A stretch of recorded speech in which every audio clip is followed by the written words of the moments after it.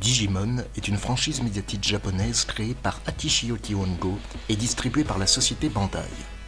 Elle met en avant ses créatures numériques homonymes, habitantes du Digital World, traduit par Digimonde en France, un monde intégralement composé de données informatiques, parallèles au monde réel, et relié à distance à ce dernier par le biais de réseaux, ou portails immatériels, et de connexions Internet.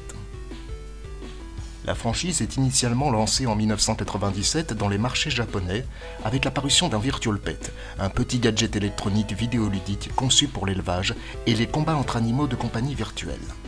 Ces derniers se présentent l'année suivante, en 1998, sous la forme d'un premier jeu vidéo sur console Sega Saturn. Un premier court-métrage paraît dans les salles de cinéma japonaises une journée avant la diffusion télévisée en 1999 de Digimon Adventure, la première saison de l'anime issue d'une collaboration entre Bandai et Toei Animation. Digimon est diffusé différemment en Occident, avec tout d'abord l'exportation et la diffusion de la première saison, lancée et distribuée la même année par la société américaine Saban Entertainment. Cette saison popularise paradoxalement le Virtual Pet et les autres produits considérés comme dérivés sur ces continents.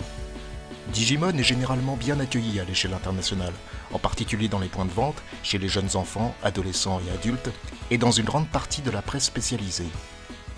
Cependant, elle est critiquée pour son incitation à la consommation et est régulièrement perçue par le public comme une simple imitation de la franchise rivale Pokémon.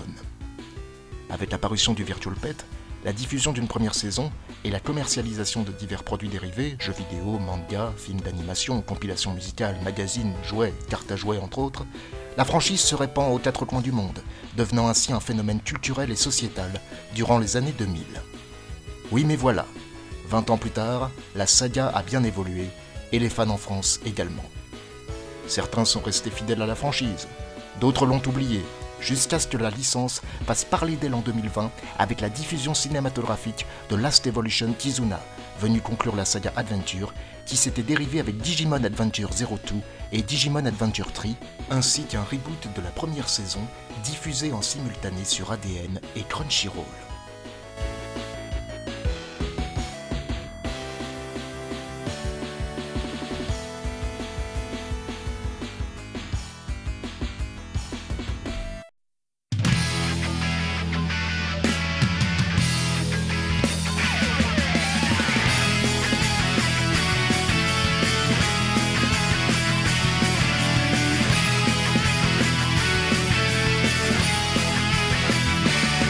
J'ai découvert Digimon Adventure sur TF1 comme la plupart des personnes je pense. Donc début des années 2000, grâce à TF1, l'émission TF Jeunesse il me semble. Donc j'avais 6 ans. Putain ça remonte. J'avais 10-11 ans, c'était un samedi matin. J'avais 7 ou 8 ans il me semble. Donc je voyais que ça passait à la télé donc je regardais. À l'époque quand j'étais petit, je devais avoir 8 ans je crois. Je sais plus vraiment l'âge que j'avais. Début 2000, 99-2000. En septembre 2000, il me semble. Et c'était au moment où moi je faisais ma rentrée en CE1, j'avais 7 ans. Et c'était du coup à la toute fin des vacances que l'épisode a été diffusé, le dernier samedi avant la rentrée. Donc je me réveillais exprès un peu pour regarder. Mais de base, j'avais découvert grâce à un poster que ma famille m'avait offert. Donc c'était un genre de cadre avec Patamon et Takeru. Je m'attendais à voir Pokémon à la télévision parce que c'était le dessin animé de l'époque et que je regardais sans cesse.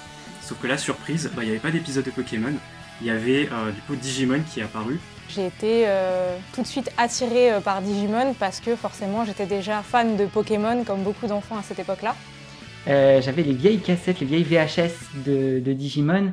Je crois qu'il y avait genre 4 épisodes par cassette ou quelque chose comme ça. Mais ma première vraie, on va dire, connexion avec la série a été en zappant à la télé et je suis tombé sur un épisode de Digimon Adventure qui était... Alors on était déjà au milieu de la série. J'ai découvert Digimon il y a 6 mois à peu près, donc c'est mon ami qui m'a fait découvrir ça. Alors Digimon j'ai découvert ça aux alentours de 2004, donc j'avais 4 ans à l'époque. Et après, vu que la diffusion avait été stoppée sur TF1, j'avais continué la série Digimon sur Fox Kids. Et donc il y a ce générique qui commence, ce premier épisode où les 7 enfants sont transportés dans le monde digital. Ce qui est assez étonnant étant donné que Madame Ségolène Royal aimait censurer les mangas à l'époque. Mais donc on voulait bien nous montrer ça et j'ai vraiment beaucoup apprécié le principe de la série. Je suis tombé complètement fan du concept, déjà à 4 ans. Et j'ai demandé à avoir d'autres cassettes et j'ai découvert comme ça et j'ai regardé les animés, surtout. Et on était tous super hypés alors qu'on avait vu qu'un seul épisode et qu'on comprenait même pas les bails. On savait pas du tout ce qui allait arriver, mais on était déjà super... Il y avait vraiment un engouement pour cette série dès le tout premier épisode, quoi.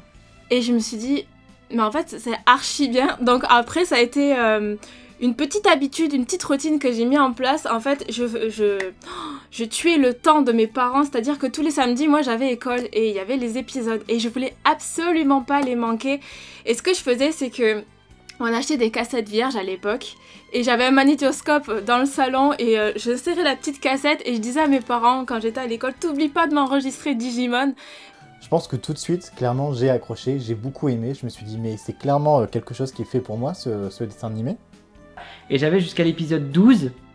Donc l'épisode 12, c'est l'épisode avec Takeru et Patamon, juste avant qu'Angemon apparaisse. Et je me souviens que du coup, j'avais demandé à ma nourrice de l'époque si elle pouvait demander à son fils de me trouver la suite. Parce que je m'en souvenais plus, je pouvais voir que ces 12 épisodes. Et je les regardais en boucle. Je regardais pas la télé le matin et du coup je pouvais pas tout simplement. Mais plus avec les images des autres et ce que les gens ramenaient en fait dans la cour de récré, ça me fascinait complètement. J'ai vachement accroché à l'œuvre, j'ai tout de suite accroché à l'œuvre parce que du coup il y avait une sorte de cohésion de groupe, il y avait des tranches de vie, on pouvait vraiment s'identifier aux personnages, c'était vraiment quelque chose d'assez cool. Notamment le fait qu'il y ait plusieurs personnages auxquels on peut s'identifier assez facilement, ce qui n'était pas forcément trop le cas à l'époque. Je me souviens de Pokémon où on avait juste Sacha, Ondine et Pierre, donc bon, niveau différence des personnages, on était un peu limite. J'étais clairement du côté de Digimon.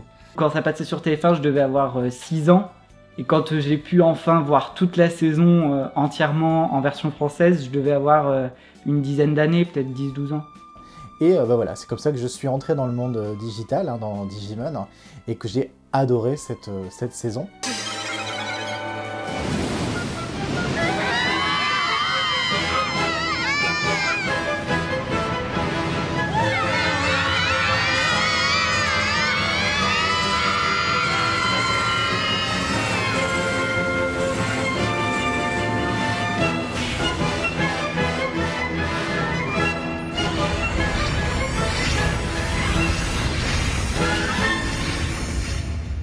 L'intrigue.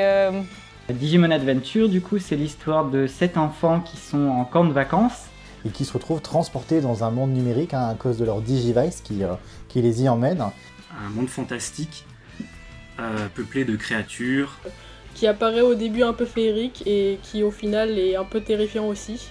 Et ce monde en fait, c'est un monde qui est caché au tréfonds d'internet. Donc ça, ils ne le savent pas encore. Ils vont rencontrer des Digimon dans lesquels qui vont les aider.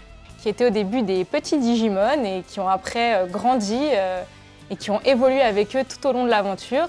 Donc quelque chose qui fait très penser à Pokémon de base, mais qui est très différent aussi. Ils vont devoir survivre, ils savent pas vraiment où ils sont, pourquoi ils y sont. Et en gros, ils vont vivre des aventures pour essayer de sauver le monde numérique et bien plus tard sauver le monde réel. C'est en fait un animé d'aventure pour moi. On pourrait même dire, oui, je pense que c'est un isekai. Donc un isekai des années 90 qui était quand même pas mal foutu finalement. Hé, tu connais les Digimon? Rejoins-nous dans le Digimonde pour partager d'étonnantes aventures. Sur cette planète, avec les copains, on a découvert de drôles de créatures. Retrouve-nous vite dans les 3 cassettes vidéo Digimon édition jaune. Et au fur et à mesure de l'aventure, ils vont découvrir non seulement leur but pour sauver le monde, mais également progresser intérieurement. Initier une certaine prophétie dans un contexte un peu de voyage initiatique. Ils sont happés par une mission qui les dépasse complètement. Parce qu'ils vont se rendre compte que ce qui se passe dans le monde numérique a des conséquences sur leur monde à eux. Il y a beaucoup de thèmes qui sont abordés, que ce soit l'amour, l'amitié, etc. On n'avait pas simplement des combats ou des choses idiotes, ça parlait, en fait, c'est des thèmes humains en fait. La colère, le ressentiment, la jalousie, etc. Et ça, on le voyait pas à l'époque. Il y avait une ambiance dans l'animé qui était plus mature en fait. Il y a eu plusieurs arcs dans l'histoire de la saison 1. Plus on avance, plus on se rend compte que l'histoire est complètement dingue Et on s'attache à ces personnages, on s'attache à tout ce qu'on découvre dans Digimon, à ces créatures. Chaque enfant, à travers ses épreuves, va en sortir grandi et va évoluer. Il y a plusieurs personnages et donc ça permet aussi, je pense, à la plupart du public de se retrouver, de se reconnaître dans l'un ou l'autre des personnages. On a beaucoup d'enfants élus qui sont très différents, donc c'est facile de se trouver au moins un enfant vers qui tu as des affinités. C'est vraiment des personnages, je trouve, qui sont très bien écrits pour un dessin animé entre guillemets pour enfants de base. Honnêtement, je les aime tous, je les trouve tous très intéressants. On peut commencer par exemple par Taichi, qui est le leader, qui est un peu le sportif, celui qui va mener le groupe la plupart du temps. Taichi avec Agumon. À l'adolescence, donc plutôt vers 15-16 ans, quand j'ai redécouvert la série, j'étais à fond sur Taichi, parce que bon, je trouve que c'est un assez bon leader, il est assez sympathique. J'ai toujours eu un lien particulier avec lui, je ne sais pas pourquoi. Il est pas simple, Taichi, mais il est aventureux, il est simple, c'est-à-dire il a un but, il y va, il réfléchit pas vraiment. Et moi j'aime bien les personnages qui réfléchissent quand on a des doutes en fait. Parce que Taichi, il a le symbole du courage, ce qui est un truc que j'essaie de m'identifier à lui, en essayant de faire de même, d'être courageux des fois. C'est pas du tout le personnage sur lequel moi je suis le plus attaché. Il avait plutôt tendance à m'agacer. Il est accompagné de Agumon, qui est un petit dinosaure assez sympathique. Oui, forcément, mon Digimon préféré, c'est Agumon. D'ailleurs, là, j'ai mis la figurine de Metal Greymon. Donc, forcément, Agumon, c'est mon Digimon de cœur. Ce que j'adore chez Agumon, forcément, c'est Shinkia. Et j'ai toujours été attiré par les dinosaures. Et vu que Agumon, c'est un dinosaure, forcément, Agumon, c'est mon Digimon. Et à l'époque, mon personnage préféré, je pense comme beaucoup de filles, c'était Yamato. Quand j'étais petite, j'avais un petit faible pour Matt parce que je le trouvais beau. Mais en même temps, j'étais une gamine, quoi. Yamato, qui est un peu le solitaire, le garçon un peu à part de la bande, un peu rebelle, qui est surtout là pour protéger Takelu, son petit frère, qui était aussi emporté dans le monde numérique. Il se bagarrait pas mal avec Taichi. Lui, son partenaire, c'est Gabumon. J'adorais Gabumon, c'est le premier jouet que j'ai eu. J'adorais Gabumon, il est ultra sympa, il se transforme en Garurumon, qui est un grand loup, et ça, c'est génial. Je ne me rappelle plus ce qui a fait que j'ai vrillé, mais je crois que c'est dans mon sommeil, genre j'ai rêvé de Digimon, et d'un coup je suis devenue fan de Gabumon. Donc voilà, j'ai la peluche à côté de moi de Gabumon que j'ai acheté à la même époque, je suis devenue super fan de Gabumon. Il y a Sora Takenuchi, c'est la fille un peu garçon manqué, qui va au même titre que Taichi se comporter un peu comme un leader, c'est un peu son bras droit. Sora aussi c'est un des meilleurs persos pour moi. Parce que je trouve qu'elle est un peu rebelle, un peu garçon manqué, et j'étais un peu comme ça aussi quand j'étais enfant. Alors non pas qu'elle m'agace vraiment, mais son traitement de personnage n'est pas très intéressant. Elle a un problème au niveau de l'amour, ce sera intéressant vu que ce sera son symbole par la suite. Pour choisir un personnage qui n'est pas forcément parmi les plus aimés, je dirais Sora. Son personnage, une fois qu'on l'a cerné, qu'on a réglé plus ou moins ses problèmes, elle devient pas vraiment intéressante. Hein. Elle, c'est Piomon, sa partenaire Digimon. Poshiro avec Tantomon. Donc je m'identifiais beaucoup à lui, j'aimais beaucoup ce côté, il touche à l'informatique, mais il est quand même utile aux autres. Alors lui, clairement, c'est le personnage qui est là pour expliquer aux spectateurs ce qui se passe. Dès qu'il y a des choses compliquées qui vont être liées à l'univers, au Digimon, à la partie numérique, lui, c'est le génie, donc il comprend tout et il est là vraiment pour nous expliquer un peu les choses. Il sait pas trop s'y prendre avec les autres et tout ça, mais il apporte quand même quelque chose à l'équipe. Tentomon qui évolue en Kabuterimon, en Atler Kabuterimon et tout ça, enfin aujourd'hui c'est complètement le délire. En tout cas dans la version japonaise, Tentomon il est très très utile, c'est lui qui explique tout à peu près ce qui se passe dans le monde numérique. Alors Mimi, ça a été instantané, c'était vraiment le personnage qui m'a le plus plu, parce que je me retrouvais beaucoup en elle, elle a clairement beaucoup de similitudes avec moi, notamment lorsque j'étais enfant. Alors Mimi, c'est un personnage très expressif que j'adore interpréter parce qu'elle est hyper vive dans ses émotions, elle est un peu chiante parce qu'elle se plaint. Je m'identifie pas mal au caractère de Mimi, bon pas le côté princesse mais le côté ultra sincère qu'elle a. Mimi, elle dit tout ce qu'elle pense, elle est assez honnête, elle est assez transparente, elle est assez excentrique et du coup c'est vrai que moi elle m'a beaucoup fait rire. Peut-être au tout début j'avais un peu de mal avec Mimi, mais je trouve que l'évolution du personnage est quand même fantastique. Elle crie, elle pleure, mais trouve qu'en character development, elle a fait une montée prodigieuse, c'est génial. En plus, Palmon, ben, c'est son partenaire, sa partenaire, et c'est clairement mon Digimon préféré. Je kiffe Palmon, j'ai du Palmon partout chez moi, je rêverais d'être un élu, enfant élu avec Palmon comme partenaire. Surtout en regardant la VO, je me suis découvert une passion pour Palmon, je le trouve adorable. Joe avec Gomamon. Joe, il est aussi un peu... il me ressemble un peu, il est un peu trouillard, un peu peureux, mais il veut se comporter aussi comme le leader parce que c'est le plus âgé du groupe. Il est lent, il n'est pas très intéressant, il prend pas de décision, alors qu'il veut se considérer comme un leader, mais au final, il sait pas se décider. Enfin, moi, j'ai du mal avec Joe aussi. Joe et Gomamon, c'est beaucoup plus difficile et c'est ça qui fait du coup que c'est aussi drôle les interactions entre ces deux personnages parce qu'ils sont vraiment un peu l'opposé l'un de l'autre et c'est toujours très drôle de les voir ensemble. Et Gomamon, il est très cool, c'est justement le Digimon le plus cool. Parce que je le trouve drôle, je le trouve mignon, je le trouve adorable, attachant. J'avais beaucoup d'affection pour Gomamon quand j'étais enfant, j'avais une peluche. Il essaye vraiment de donner le meilleur de lui-même, mais il est totalement tétanisé par ce qui leur arrive, il comprend absolument pas, lui il veut qu'une chose, c'est rentrer chez lui, un peu comme Mimi. Mais à l'époque, je n'aimais pas du tout Mimi et Joe, et alors Joe, j'ai appris, enfin tu sais, avec la saison 02 et Tri, j'ai appris à les reconnaître entre guillemets et à me dire bon voilà, tu ne les aimais pas à l'époque parce que Mimi était trop criarde, Joe trop peureux. Et d'ailleurs, je trouve vraiment, c'est peut-être pour ça que je me suis attaché à Joe et Mimi, c'est les deux enfants qui ont une personnalité la plus proche de celle que l'on peut avoir s'il nous arrive ce genre de choses. Au début, bon non, moi je vais étudier, Joe là, oh ça m'énervait. Alors que Joe et Mimi, c'est plutôt l'inverse. Eux, au début en tout cas, ils rêvent que d'une chose, c'est de rentrer chez eux et d'être sauvés. Mon personnage préféré de tous les temps, ça reste Takeru. J'avais l'âge de TK quand j'ai commencé Digimon, donc c'est le plus jeune du groupe. C'était un enfant, j'étais un peu plus âgé que lui à cette époque-là, j'avais déjà 11 ans. Et donc lui il avait 8 ans et du coup c'est vrai que j'avais du mal à m'identifier à ce personnage.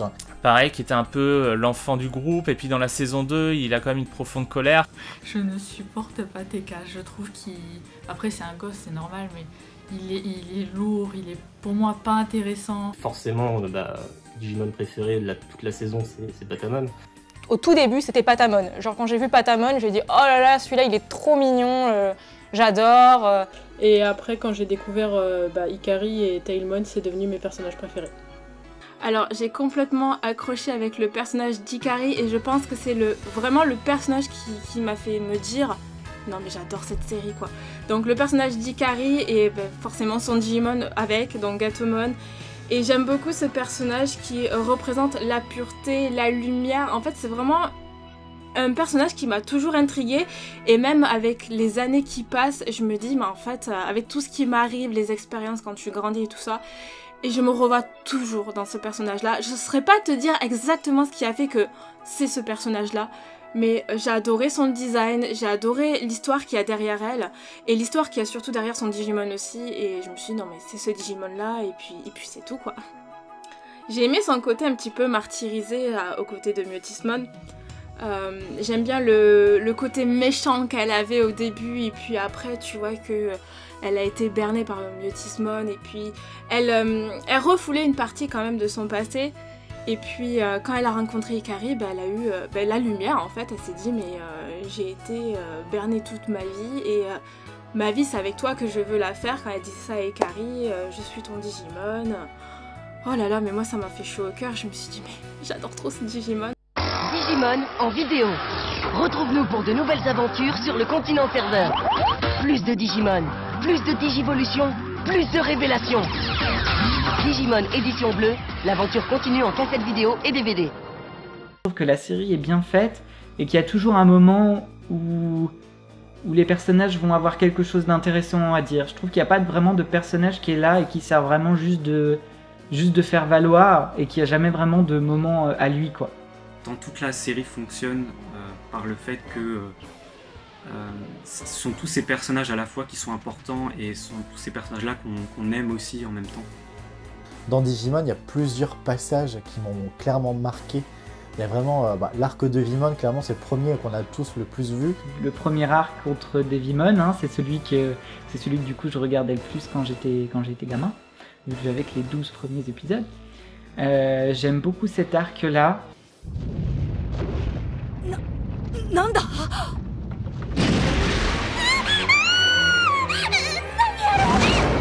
Devimon なのか? なんであんなに大きいのよ。幻覚とかじゃないですか、前みたいに。いや、あれは暗黒の力で巨大化しているのだ。Devimon aussi, mine de rien, au tout début, on a vraiment l'impression que ça va être un personnage très important. Malheureusement, on le revoit pas vraiment. Je trouve que c'est un peu dommage. Je trouve que c'est très long où tu as un épisode pour un personnage, pour son Digimon. Je trouve que c'est assez long. Les séquences de Digivolution qui sont folles quand même, je trouve. Quand j'ai découvert, l'un des premiers épisodes que j'ai vu, c'était le moment où Patamon se transformait en Angemon.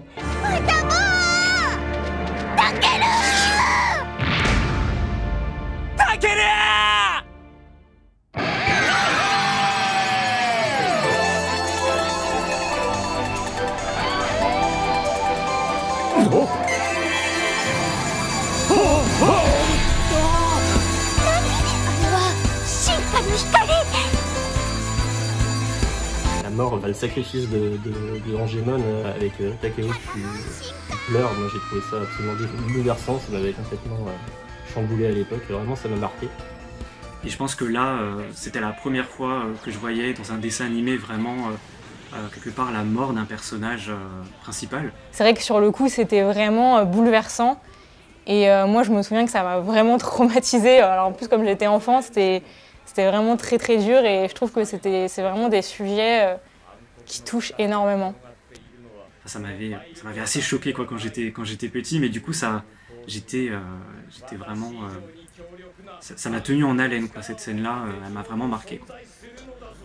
Dans le sens où c'était quand même assez rare de voir dans un dessin animé un personnage mourir. En plus, c'est un combat très symbolique entre le bien, le mal, et on est sûr que le bien va triompher, et pourtant, on voit que pour défaire le mal, on est obligé de sacrifier aussi le bien, et ça, ça c'est assez fort quand on a 7 ans de regarder quelque chose comme ça, quoi. Le problème, c'est qu'avec la version française, les passages qui sont waouh et ouf, ils sont un peu moins waouh et ouf en fait. Tout l'arc avec Etemon, je trouve que c'est d'une longueur absolue, il se passe pas grand chose au final.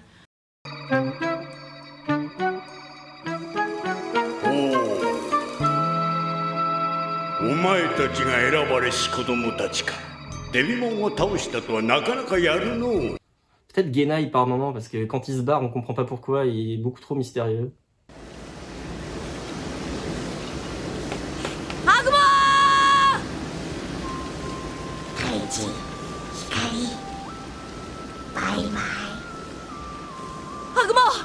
Tout l'arc où Taichi retourne dans le monde réel et donc où les autres héros se retrouvent, on va dire, seuls, sans leur leader, si on peut dire ça, dans le Digital World. Et c'est là où en fait le groupe commence à se scinder parce que certaines veulent aller dans une direction, dans d'autres. Et c'est là où justement Demi Devimon commence à semer la zizanie en jouant vraiment sur l'aspect psychologique des enfants, des héros.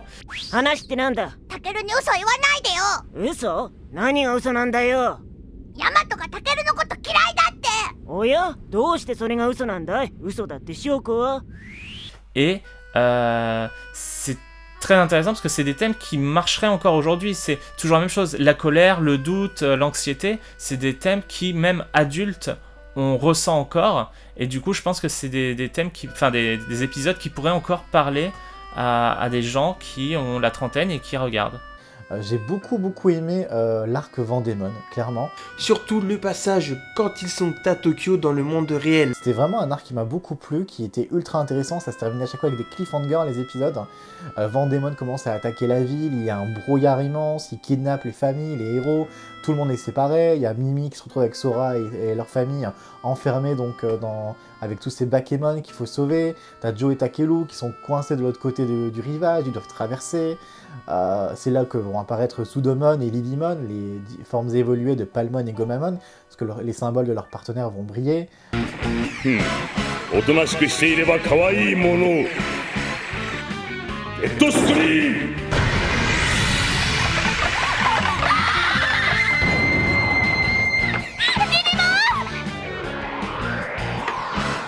逃げるのよ、ソラ。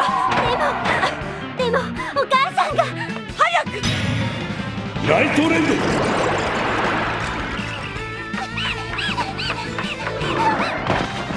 リリモ、しっかり。メテオウィング。ソラさん、リリモを連れて逃げて。何してるの、早く。お母さん。お母さん、ミミちゃん、必ず助けに来るから。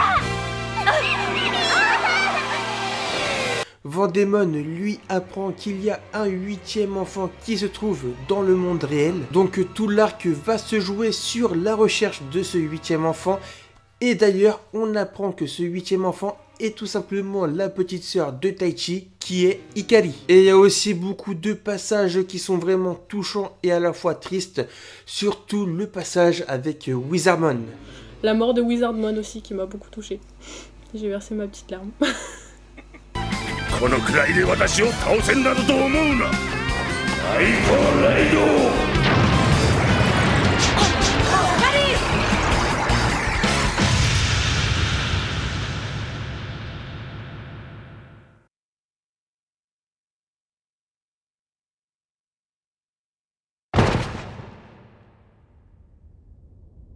ザーコンが邪魔しよって。ウィザーモン、ウィザーモン、死んじゃダメ、死なないで、ウィザーモン。無事か、テイルモン。ウィザーモン、すまない。何がだ。こんなことに巻き込んで。いいんだ。君に会わなかったら私は意味のない命を流れただけ。君に会えてよかった。ウィザーモン、ありがとう。いや、ウィザー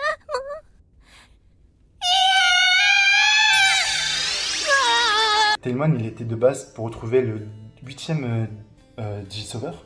Donc normalement elle devait la tuer et tout, et finalement elle s'est prise d'amitié avec elle. Et donc au moment où elle a compris que c'était elle le 8e Digimon, et que elle allait plus être toute seule, qu'elle allait être avec Ikari. Donc je trouve vraiment ce moment très très cool. Et je trouve qu'elle a beaucoup du coup de background, surtout par rapport aux autres Digimon. Et pour une raison que je ne m'explique pas, j'adore l'épisode 40, l'entrée des Dark Masters. Les maîtres de l'ombre, c'est extraordinaire ce qui se passe. この辺で私たちダークマスターズのメンバーを紹介しましょう。メタルシードラモン、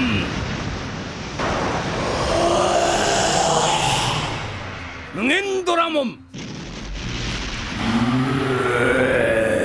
ピノッキモン。僕としてはもう少し楽しみたかったんだけどね。そして私ケイモン、楽しい時間というのは瞬く間に過ぎていくものです。さて誰から終わりにしましょうか。Piemon, clairement. Ça reste un peu le boss de la saison. ミミちゃん、もっとおしゃれして、もっと美味しいもの食べて、海外旅行とかもして、少々耳障りですね。ではあなたからにしましょうか。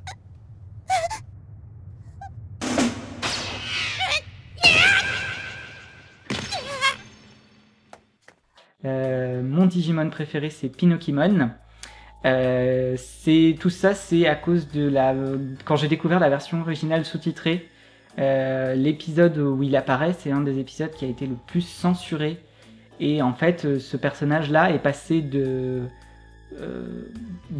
personnage qui passe inaperçu dans la version française. Pour moi, c'était vraiment un méchant comme les autres, à un des méchants les plus intéressants pour moi. La façon en tout cas dont il a été exploité en version originale. ほら、僕って親切でしょ。あの子たちが来たら何して遊ぼっかな。あ、これがね44マグナム破壊力あるんだよ。それからこれはダムダム弾。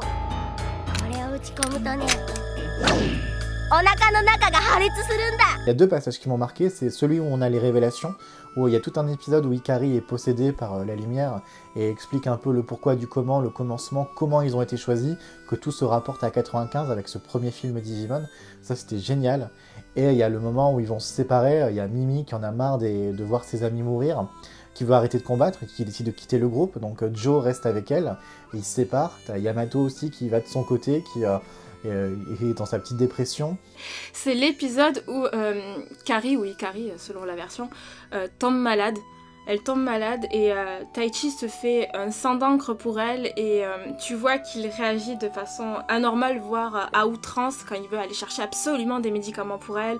Il se met en danger et là il raconte un moment de sa vie qui est difficile à assumer pour lui, le fait que voilà, Ikari à l'époque était malade quand elle était très très très jeune et que il pensait qu'à lui à ce moment-là, il était très égoïste, il voulait absolument aller jouer dehors au foot et il avait pris Ikari avec elle.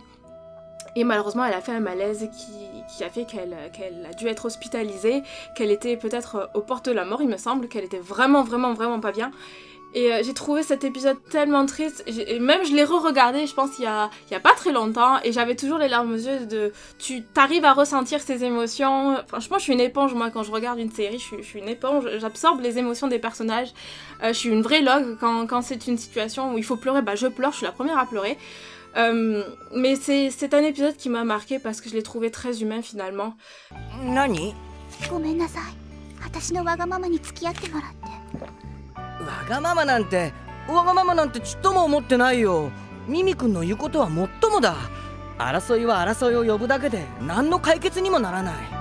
Et j'ai adoré suivre Joe et Mimi dans leurs petites aventures. Il y a vraiment Joe qui prend soin d'elle, qui va l'encourager, qui va vraiment l'aider à se développer. どうやっていけばいいんだ？空中ブランコでしてこれでひとっ飛びや。はいよきなはり。光しっかり捕まってて。À la toute fin aussi, avec la transformation en porte-clés. Je rêvais d'avoir les porte-clés du coup. ゴマモンいけ！そうはいかんよ。アンドロモンいけこちら！ Puis à la fin, ils retournent chez eux et il y a un moment très déchirant où il y a les Digimon qui courent. Qu'est-ce que j'ai pleuré, ce tramway qui s'en va avec la musique qui commence et t'as Mimi qui a pas pu revoir Palmon, donc t'as Palmon qui court, qui lui dit au revoir. Mimi qui lui pardonne du coup parce que Palmon elle avait juste peur de faire ses au revoir. C'est Mimi qui envoie son chapeau comme ça dans les airs et on voit Palmon qui a ses petits yeux tout brillants.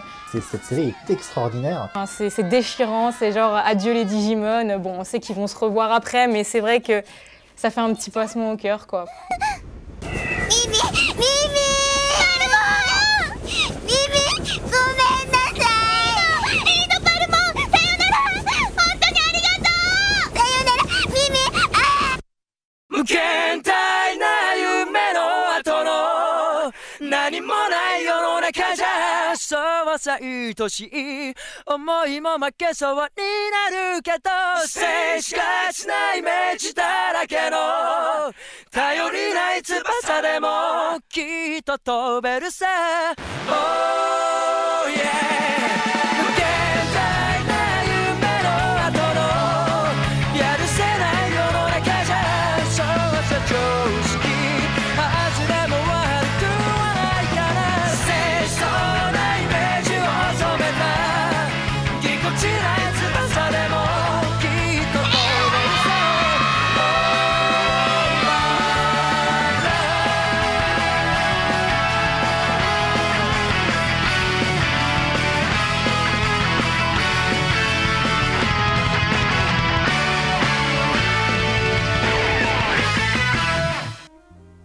Et pourtant, Digimon Adventure a beau être un animé à part entière, en France, la série souffre d'une comparaison constante avec une autre série populaire à l'époque et déjà diffusée sur TF1.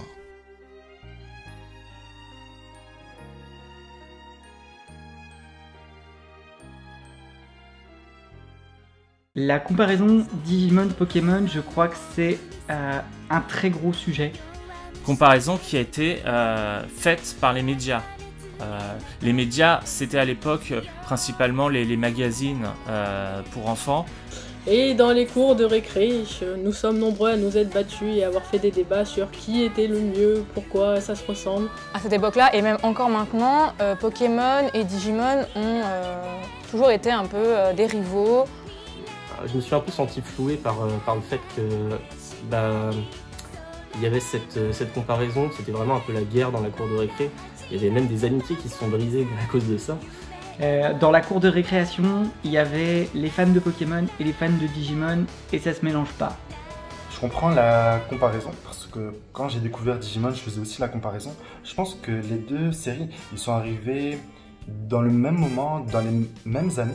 Si on regarde juste le visuel, on voit des petits enfants avec des petits monstres partir à l'aventure. Voilà. C'est ce qui fait que Digimon et Pokémon pour moi se ressemblent, mais l'histoire est totalement différente à mon sens. Le principe, si on reste vraiment à la surface et qu'on ne va pas creuser un peu plus dans le sujet, le principe est le même. Ça parle de relations entre des humains et des créatures fantastiques avec voilà, des liens d'amitié, des évolutions. Clairement, j'aimais les deux. En tout cas, à cette époque-là, j'avais une énorme préférence déjà pour Pokémon. Et Digimon est arrivé, et Digimon a vraiment aussi s'est mis au même niveau. Donc forcément, les deux séries abordent des partenaires monstres un peu digitaux, animaux, un mélange un peu des deux. Surtout, certains Digimon et certains Pokémon se ressemblent. Si on prend Agumon et Salamèche. Actuellement, à l'heure d'aujourd'hui, pour moi, ils n'ont en commun que le nom qui se termine en Mon. Les deux racontent pas du tout la même chose, c'est pas du tout la même ambiance, c'est pas du tout les mêmes enjeux. Premièrement, les Pokémon ne parlent pas, les Digimon, oui. Quand on creuse vraiment, pour moi, il y a vraiment un fossé entre les deux univers. Le fait que ce soit des partenaires qui se battent, enfin, que les Digimon et les Pokémon servent à se battre. Je pense que le fait que chez nous, en tout cas, Digimon soit arrivé un peu après Pokémon, et vu l'ampleur qu'avait le phénomène Pokémon, je pense que que ça a été assez facile de le catégoriser comme un Pokémon bis. Ce qui a fait qu'il y a eu une comparaison selon moi à l'époque, c'est que c'est sorti quasiment en même temps. À l'époque, je pense que vu que la série avait quand même été très très transformée par rapport au produit original, je pense qu'elle pouvait être compréhensible. Maintenant, justifiable, au final on s'aperçoit que non, puisqu'elles n'ont absolument rien à voir. Pokémon du coup est dans un monde vraiment fantastique, alors que Digimon se passe dans un univers qui pourrait techniquement se réaliser chez nous. Déjà Pokémon, j'ai remarqué, parce que je les ai revus il n'y a pas longtemps, la première saison, que si tu ratais un épisode, ce n'était pas spécialement grave. Parce qu'on sait, soit il a battu un maître d'arène, ou soit il a cherché des Pokémon pour battre le maître d'arène. Donc tous les épisodes se ressemblent. Pokémon encore aujourd'hui, Sacha, il a encore 10 ans alors que ça fait plus de 20 ans qu'il existe. Et il a jamais évolué parce qu'à chaque fois qu'il change de région, t'as l'impression qu'il grandit pas en fait, qu'il oublie tout ce qui s'est passé avant pour recommencer en fait à chaque fois. Même Pikachu, il passe du niveau 1 au niveau 100 et revient peut-être au niveau 5 à la limite. Le Pokémon du coup a un côté très épisodique.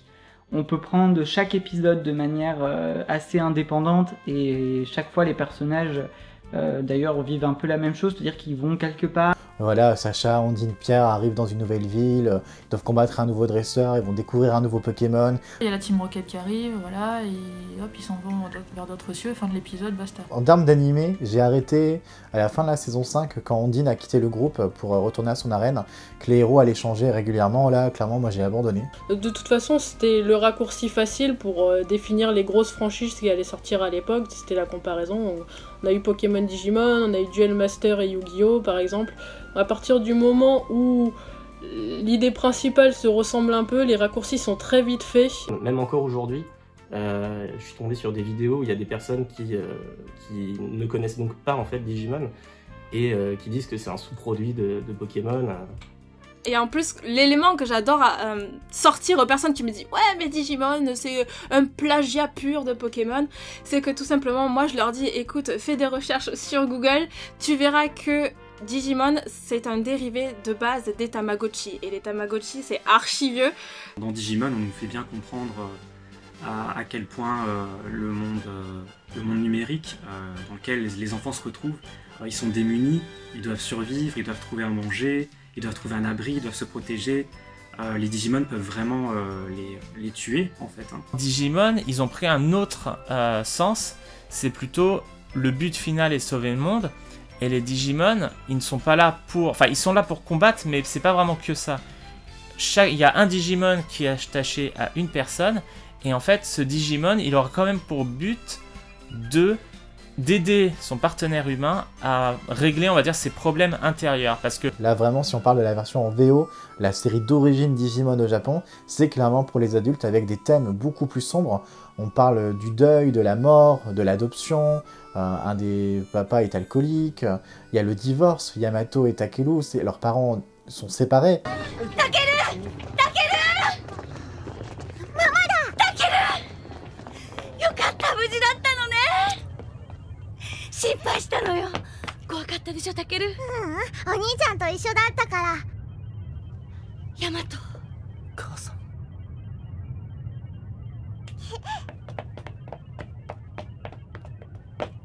ヤマト、また背が伸びたんじゃない？うん、少し。元気そうね。よかった。夏子、しばらくだな。ええ。久しぶりだね、お兄ちゃん。みんなが揃ったの。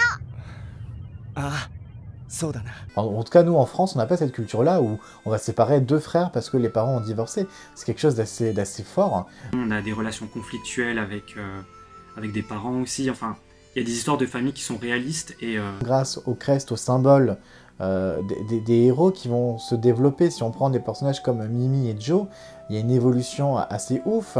Ils ont tous les deux au Japon le symbole de la sincérité, mais Mimi c'est sincérité dans le sens innocence, pureté, et Joe dans sincérité dans le sens fiabilité.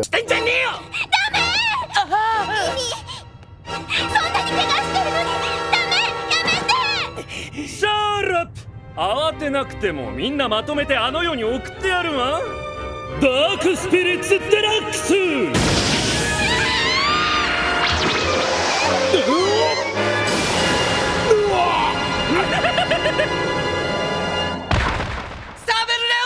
Quand ils sont face aux Dark Masters, ils perdent énormément de leurs alliés. Il y a Piccolomon, il y a Wamon et il y a Leomon qui se sacrifient pour sauver Mimi.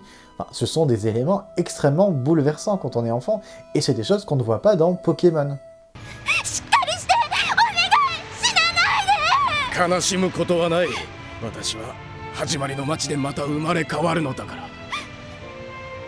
すまん、オーガモン。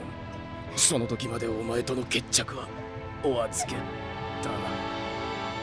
な。レオモン。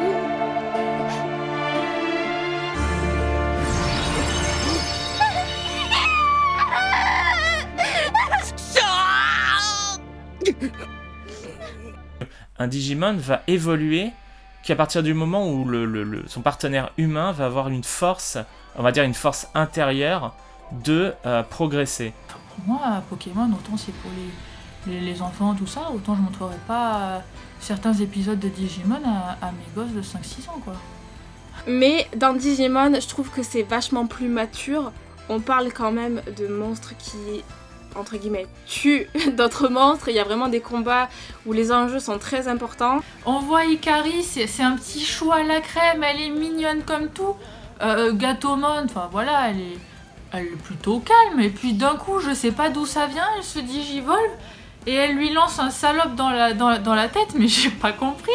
Ça partait, c'est Ikari qui est toute mignonne, d'un coup elle devenait rouge, énervée, mais qu'est-ce qui s'est passé? J'ai pas compris.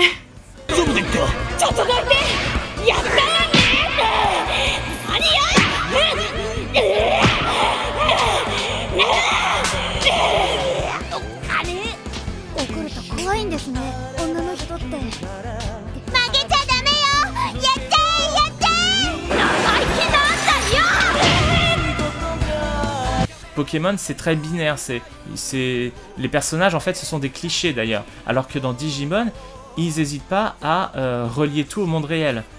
Dans Pokémon, il y a un esprit de collectionner les tous. Dans Pokémon, les Pokémon appartiennent à leur dresseur, tandis que dans Digimon, c'est beaucoup plus compliqué, beaucoup plus approfondi. Le partenaire appartient à son partenaire Digimon, et vice-versa. Joe sans Gomamon n'est rien, et Gomamon sans Joe n'est rien. Déjà parce qu'il y a un énorme côté tranche de vie, c'est-à-dire que dans l'épisode, dans la première saison, en tout cas pendant 50% ou 60% de l'épisode, il va se passer du passage tranche de vie où ils vont manger ensemble, où ils vont raconter ce qu'ils aiment pas, etc. Donc développer un peu les persos. Mais si on continue Adventure avec les autres séries, contrairement à Pokémon, la mort est là. Quand les Digimon sont dans le vrai monde et attaquent, détruisent des bâtiments, tuent des gens, il y a vraiment... Les Digimon meurent. Alors là, ça m'a toujours bouleversé, mais... On a Angemon qui meurt au début de la série, même s'il revient à la vie. Mais quand les Digimon meurent dans le vrai monde, je pense à Godsumon, Pumpkinmon et surtout Wizardmon, eux c'est fini quoi, ils reviennent pas, ils sont morts, c'est vraiment mort et c'est tout. Et ça c'est assez bouleversant quand on est enfant, quand on est petit, quand on est confronté à ça. Après, la plupart des enfants, honnêtement, aimaient les deux. Il y en a beaucoup qui trouvent que voilà, il y a des idées qui ont été reprises dans les designs, alors je vois pas vraiment où. Mais c'est les retours que moi je reçois, mais c'est un avis que je partage pas après. Je crois qu'on ne montre jamais vraiment que le fait qu'un Pokémon puisse vraiment tuer un humain. C'était la tendance en fait, et nous quand on était gamins, on voulait être dans la tendance quoi, et du coup si t'aimais ni Pokémon ni Digimon, mais t'avais pas d'amis quoi, c'était... C'est plus un divertissement où on n'a pas forcément besoin de trop se casser la tête par rapport à Digimon qui pour moi... pose vraiment beaucoup plus de questionnements un peu plus profonds, et un peu plus raccord avec notre monde aussi, puisque ça se passe un peu dans le même monde. Pokémon a commencé avec le jeu vidéo et a fait vraiment un jeu vidéo culte. Clairement, Pokémon est bien au-dessus par rapport au jeu. Ils se sont jamais arrêtés, ils ont toujours gardé exactement le même système de jeu sans jamais le changer. Par contre, je suis toujours resté très fidèle aux jeux vidéo, j'adore les jeux vidéo Pokémon, c'est vraiment quelque chose qui me passionne, que j'aime bien, et même les collectionner, hein. Je suis un grand collectionneur, donc ça je continue. Malheureusement, en France, il n'y a pas trop de place pour la concurrence, donc on se fixe sur un truc et on laisse un autre de côté, et c'était Digimon. On le voit, ça se passe à Tokyo, et quand les scènes qui se passent à Tokyo, notamment au Daiba par exemple, ils utilisent les mêmes immeubles que dans la réalité, c'est-à-dire qu'en fait ils redessinent les quartiers et ça se repasse dans le quartier. Et d'ailleurs le héros dit je suis à l'école de Daiba, qui existe vraiment. Et du coup ça permet vraiment d'ancrer Digimon dans le monde réel. Et également aussi, moi je pense que Pokémon est toujours resté dans un univers enfantin, donc du coup à chaque fois ils ont su récupérer des nouveaux fans. Et en même temps, c'est aussi grâce à ça, je pense que Digimon a eu son petit succès à l'époque, parce que justement, les médias comparaient vraiment ces deux licences. Les gens sont, je dirais pas bêtes, mais font souvent la comparaison, alors qu'ils n'ont pas vraiment vu les deux œuvres. Les gens ils disent c'est la même chose, ou alors Digimon c'est nul, je préfère Pokémon, mais en fait ils n'ont pas vu les deux séries. Là, en France, à l'heure actuelle, la quasi-totalité des fans de Digimon sont en fait des gens qui ont mon âge, c'est-à-dire une trentaine d'années. La guerre qu'on avait à l'époque était vraiment plus une guerre de gamins, propulsée on va dire par les médias qui aiment bien en parler, parce que c'est vrai que ça fait vendre des pages. Mais je pense que Digimon a aussi beaucoup souffert de son adaptation, et je pense que la comparaison avec Pokémon n'est pas la seule cause de la non-réussite de Digimon en France. Digimon Adventure est clairement au-dessus de Pokémon sur l'anime. Sur la partie jeux vidéo, je vous l'accorde, il y a peut-être une préférence pour Pokémon.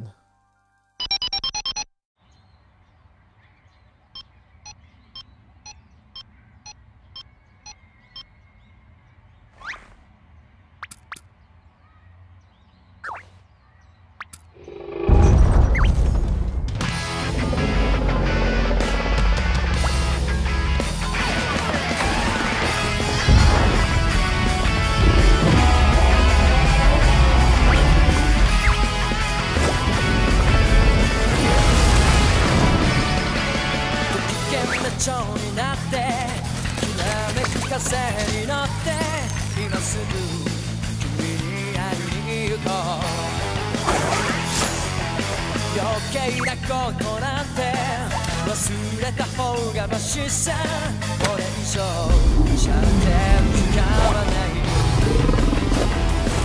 何がこの